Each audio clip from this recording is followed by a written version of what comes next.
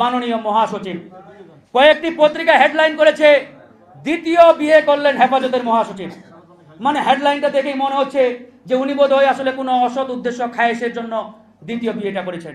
পরে আমি ভিতরে ঢুকে নিউজটা দেখলাম যে উনার স্ত্রী কিছুদিন আগে মারা গেছেন। উনি একজন বয়োজ্যেষ্ঠ আলেম, ওনার সাপোর্টের জন্য হলেও একজন সাপোর্টিং হ্যান্ড প্রয়োজন হয় ওই বয়সের মানুষদের জন্য। তার ওই যে ওষুধপত্র দেওয়া, তাকে নিয়মিত এগুলো মনে করিয়ে দেওয়ার জন্য হলেও।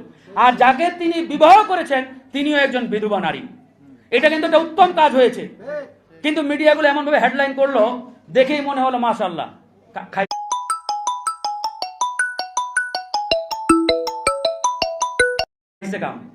তো ভাই এরকম দয়া করে হেডলাইন দিয়েন না। মিডিয়া হচ্ছে জনগণের বন্ধু, জনগণের দর্পণ। আপনাদের এই নিউজের মধ্য দিয়ে আমরা বাংলাদেশটাকে দেখতে পাই।